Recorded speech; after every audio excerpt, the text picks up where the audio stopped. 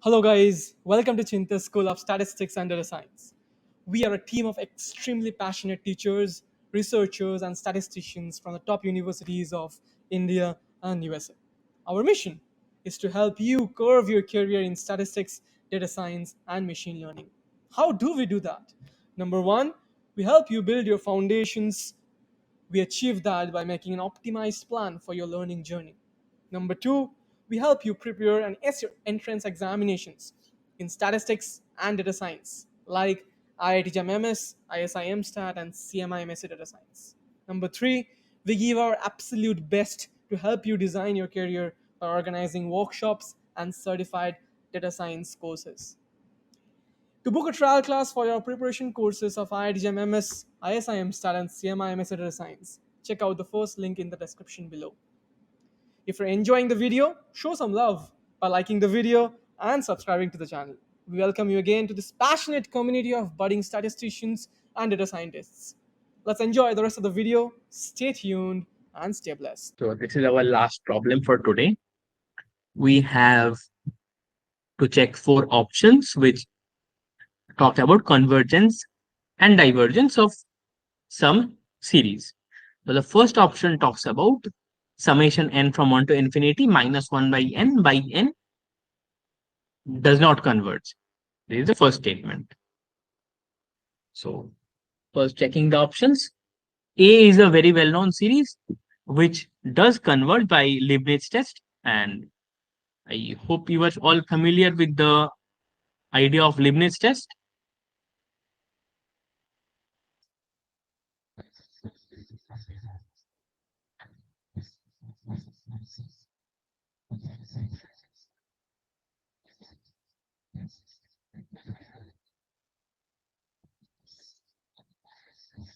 So this is Leibniz test for,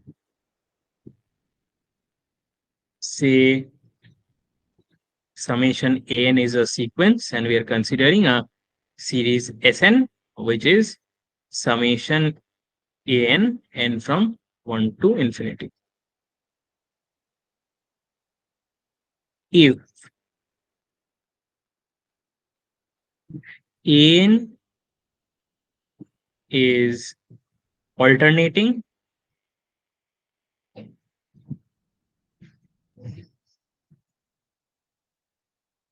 that is, the signs of an for keep on changing for each term.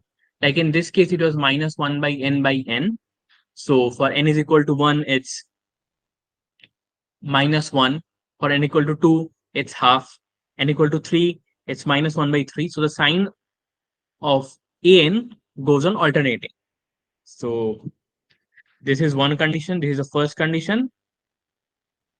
The second condition is an is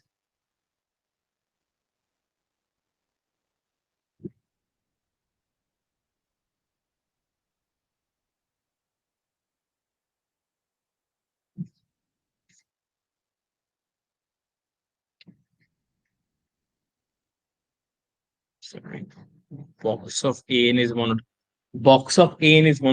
decreasing. That is the absolute value of n is monotonically decreasing. Here the absolute value of n is 1 by n, which can be observed that it is obviously a monotonically decreasing sequence. And number 3, it's limit n tending to infinity, box of n goes to 0. And obviously 1 by n, limit n tending to infinity, 1 by n goes to 0. So if these three conditions hold, then Sn converges. So this is basically the idea of Leibniz test. It's a very well-known test of series of alternating terms. Okay, and we have used the same result here, and it does not converge.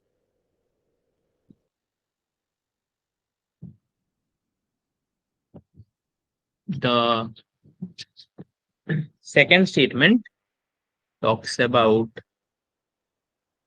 the convergence of summation 1 by n, which does not converge. Do you know the idea of the p-test?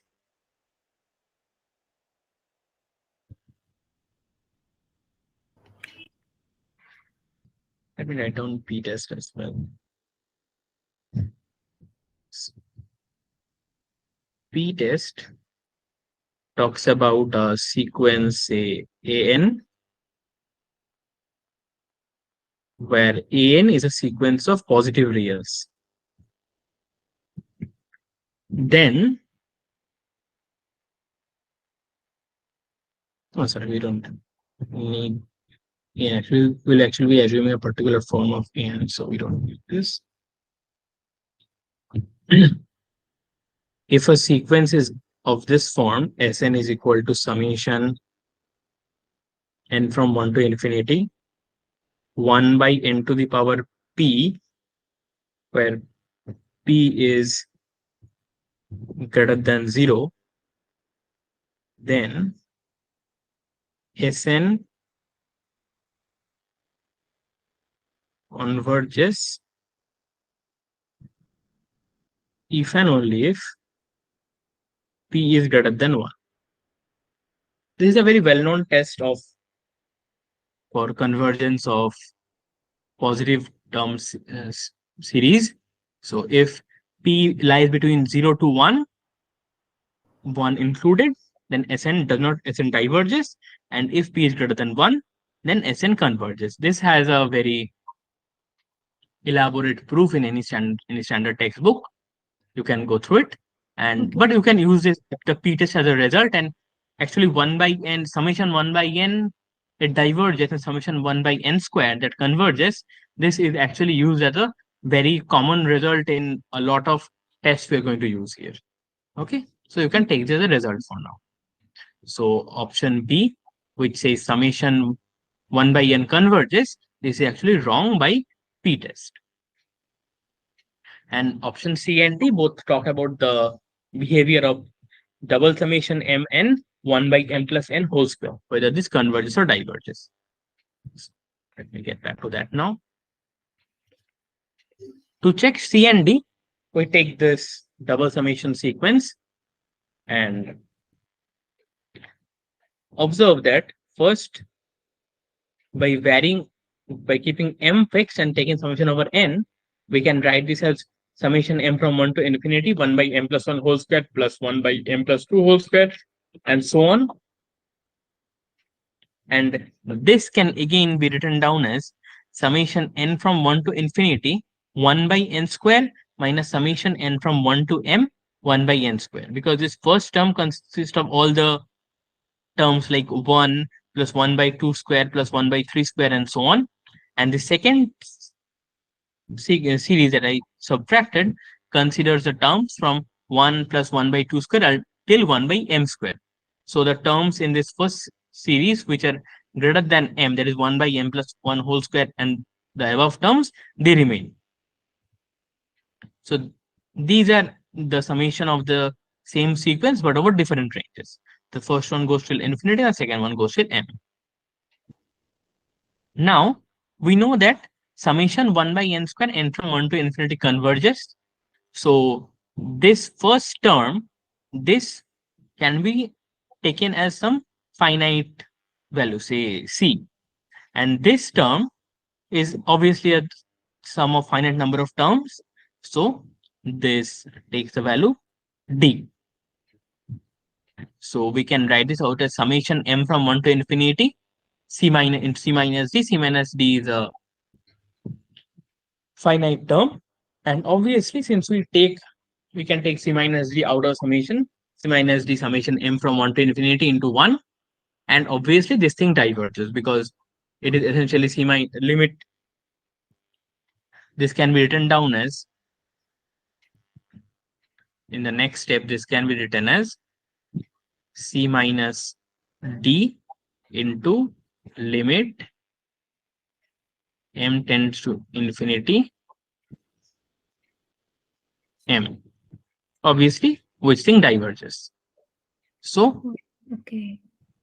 from the options, we can observe that only option D is correct. A, B, and C are actually incorrect.